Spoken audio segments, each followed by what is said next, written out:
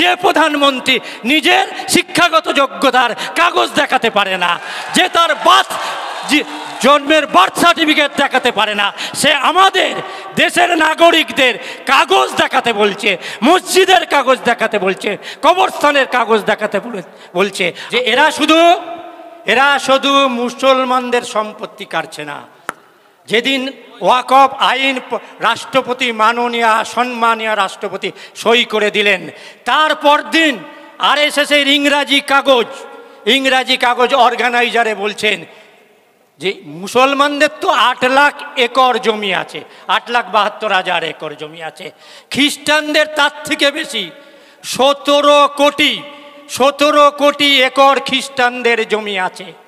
ফলে মুসলমানদের জমি কেড়ে নিয়ে দাঁড়ালেই হবে না, খ্রিস্টানদের 17 কোটি একর জমি আছে, সেই জমিটাও আমাদের লাগবে।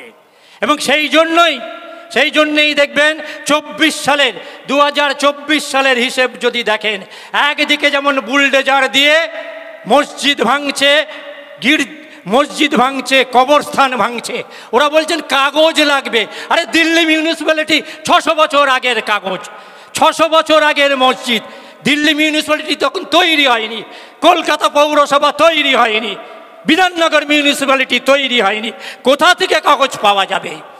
তুমি কাগজ দেখতে চাইছো, যে প্রধানমন্ত্রী নিজের শিক্ষাগত যোগ্যতার কাগজ দেখাতে পারে না, যে তার জন্মের বার্থ সার্টিফিকেট দেখাতে পারে না, সে আমাদের দেশের নাগরিকদের কাগজ দেখাতে বলছে, মসজিদের কাগজ দেখাতে বলছে, কবরস্থানের কাগজ দেখাতে বলছে।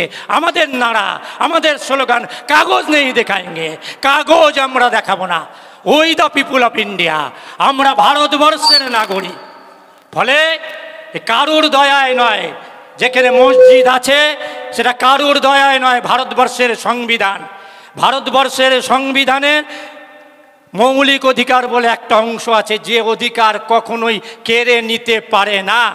তার সংবিধানের আর্টিকেল 25 থেকে 30, বাংলায় হচ্ছে অনুচ্ছেদ 25 থেকে 30, এই মৌলিক অধিকারের 26 নম্বর অনুচ্ছেদে পরিষ্কার বলা আছে, ধর্মাচরণ করা, ধর্ম প্রচার করা, ধর্মীয় প্রতিষ্ঠান তৈরি করা, দাতব্য স্থান তৈরি করা, এই সমস্তটাই হচ্ছে সাংবিধানিক অধিকার। কারুর দয়ায় মসজিদ তৈরি হয় না, কারুর দয়ায় গির্জা তৈরি হয় না, কারুর দয়ায় প্যাগোডো তৈরি হয় না।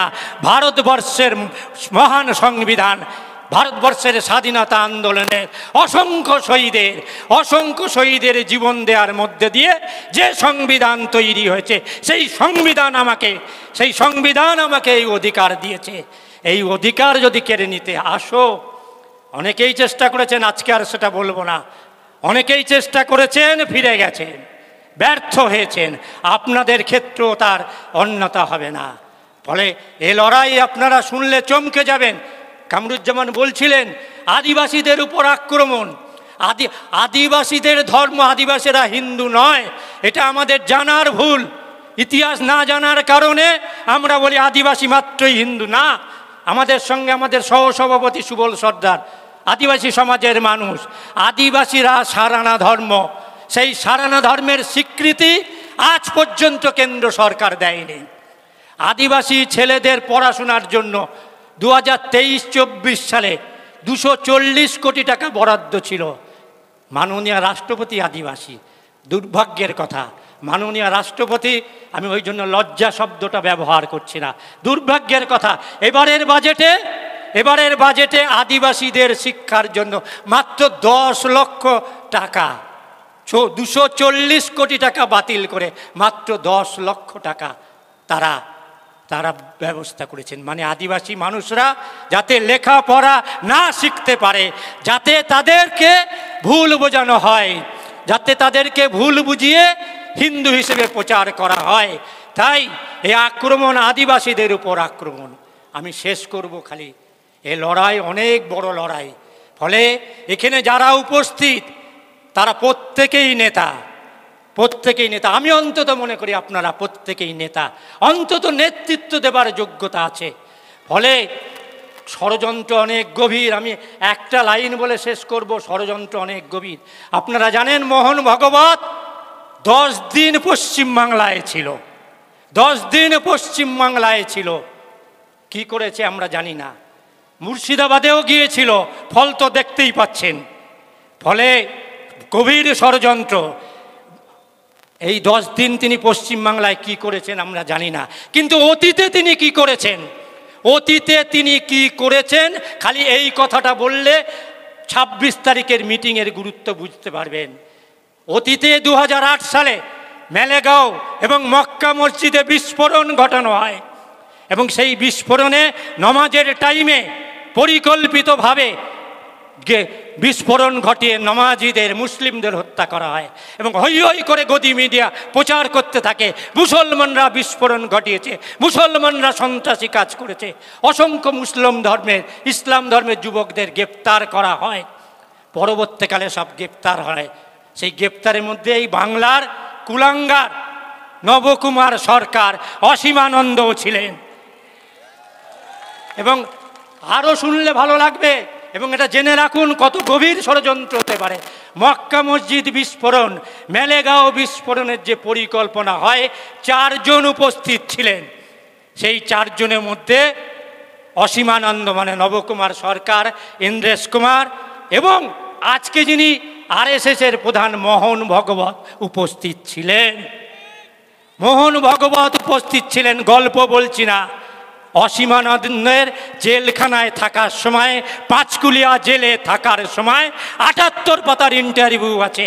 কেউ যদি চ্যালেঞ্জ করেন, RSS-এর যদি হিম্মত থাকে, বিজেপির যদি সাহস থাকে, চ্যালেঞ্জ করবেন। আমি মোহন ভগবতের নামে বলছি যে মক্কা মসজিদ এবং মেলেগাঁও বিস্ফোরণের যে পরিকল্পনা হয়েছিল, তা সেই পরিকল্পনায় উপস্থিত ছিলেন এবং এটা বলছেন অসীমানন্দ মানে নবকুমার সরকার। ফলে বুঝতে পারছেন যে কত গভীর ষড়যন্ত্র হতে পারে। আপনার পাশে একজন টুপিওয়ালা মানুষ এসে দাঁড়ালেন মানেই সে বন্ধু, আপনার কাঁধে হাত রাখলেন মানেই সেই বন্ধু, আল্লাহ একসঙ্গে আল্লাহু আকবার বললেন মানেই সে আপনার বন্ধু হয়ে গেল কিনা অচেনা লোক হলে একটু ভেবে করবেন। কেউ এসে আপনি দেখলেন না, আপনার হাতে একটা ঝান্ডা তুলে ধরিয়ে দিল, আপনি দেখার আগেই 100 ক্যামেরা ফিট করা আছে, সঙ্গে সঙ্গে সেই ছবি তোলা হলো, ওই ফ্ল্যাগটা পাকিস্তানের ফ্ল্যাগ। ফলে সারা আন্দোলনকে কুলসিত করার ষড়যন্ত্র হচ্ছে, ষড়যন্ত্র আছে। যে আজকে দেশ জুড়ে এই ওয়াকফের বিরুদ্ধে, ওয়াকফ আইন 2025, সেই 2025-এর যে আইন, সে আইন যেদিন পার্লামেন্টে কিরণ রিজিজু মহাশয় পার্লামেন্টে আনলেন, সেদিন কি বলেছিলেন জানেন? সেদিন বলেছিলেন যে মুসলমানরা, মানে তার মানে হচ্ছে আসলে ওয়াকফে অনেক গোলমাল হয়, ওরা পরিচালনা করতে পারে না, ওরা অযোগ্য লোক। ফলে আমরা যোগ্য লোকেরা ওদের ভালোর জন্য, মানে মুসলমানদের ভালোর জন্য তারা এই ওয়াকফ আইন এবং ওয়াকফ আইনের মধ্যে মুসলমানদের যে সব সদস্য থাকার কথা সবটাই প্রায় বাতিল করে দিতে চাইছেন। আমি তখন দেখছিলাম যে এই যে এরা এই কথাগুলো বলছেন, ইতিহাস ঘাঁটতে গিয়ে দেখলাম যে ইংরেজরা যখন ভারতবর্ষ দখল করে লুট করার জন্য, সেদিন তারা ঠিক এই কথাগুলোই বলতেন যে অসভ্য ভারতবাসী, ভারতের লোকেরা অসভ্য, আমরা ইউরোপের সভ্য জাতি, ভারতীয়দের সভ্য করার জন্যই আমরা এদেশ দখল করেছি। মিলিয়ে নিন, ইংরেজরা ভারত দখল করেছেন যে যুক্তি দিয়ে, ঠিক একই যুক্তি তারা আজকে পার্লামেন্টে কিরণ রিজিজু বলছেন। কেন বলুন তো?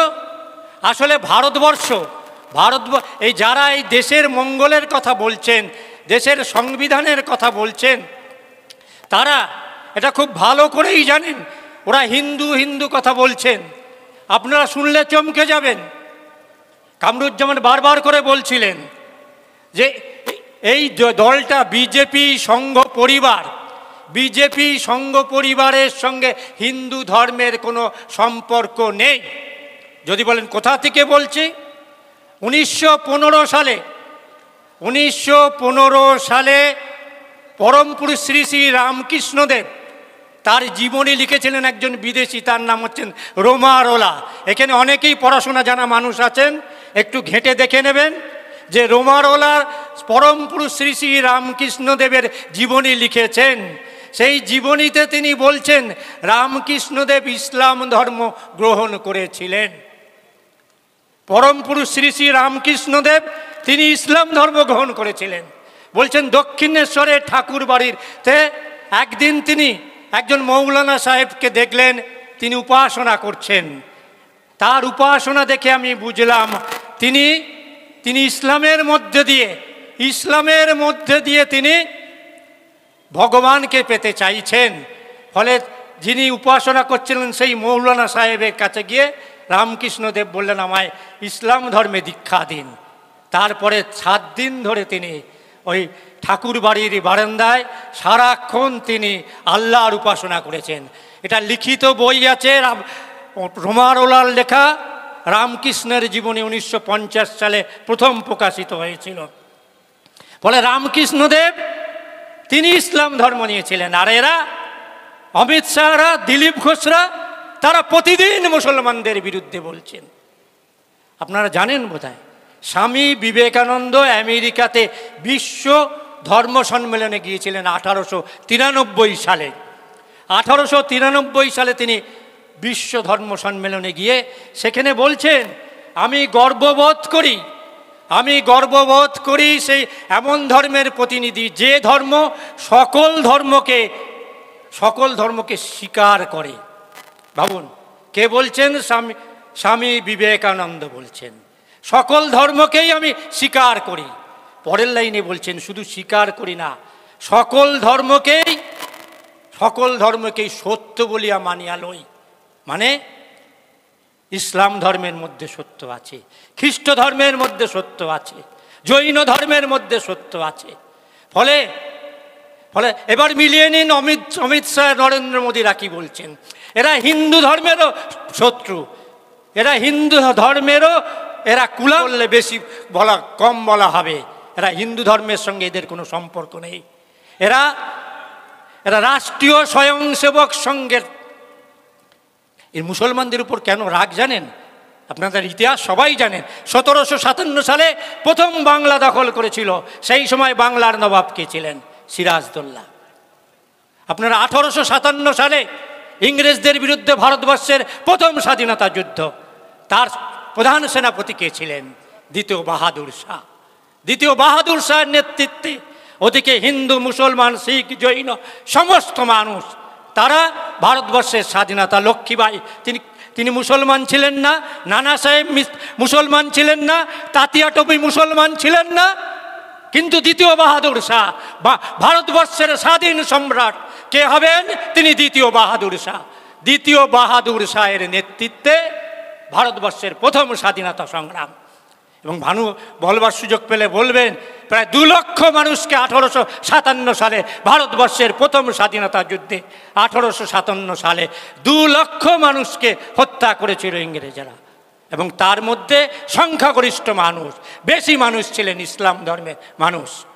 ইন্ডিয়া গেটে, দিল্লিতে যে ইন্ডিয়া গেট আছে সেখানে দেখবেন প্রায় 90,000-এর বেশি মানুষের শহীদের তালিকা আছে। তার মধ্যে 62,000-এর বেশি ইসলাম ধর্মের মানুষের তালিকা রয়েছে। আর ভারতবর্ষের স্বাধীনতা আন্দোলনে সমস্ত রাজনৈতিক দল যোগ দিয়েছে। ওই অমিত শাহদের জিজ্ঞাসা করুন, দিলীপ ঘোষদের জিজ্ঞাসা করুন, শুভেন্দু অধিকারীদের আমরা জিজ্ঞাসা করি, বাইনোকুলার দিয়েও খুঁজে একজনও তোমার দলের স্বাধীনতা সংগ্রামী খুঁজে পাওয়া যাবে না। একজনও খুঁজে পাওয়া যাবে না। দালাল খুঁজে পাওয়া যাবে, বেঈমান খুঁজে পাওয়া যাবে, বিশ্বাসঘাতক খুঁজে পাওয়া যাবে। আপনারা ওই সাভারকারের নাম শুনেছেন, ওরা বলে বীর সাভারকার, বীর নামের কলঙ্ক। গ্রেপ্তার হওয়ার পরে মুক্তির জন্য, জেল থেকে বেরোনোর জন্য তিনি 13টা চিঠি লিখেছেন। হে ইংরেজ প্রভু, হে ইংরেজ প্রভু, তুমি আমাকে ছেড়ে দাও, আমি কথা দিচ্ছি চিরকাল তোমাদের দাসত্ব করব।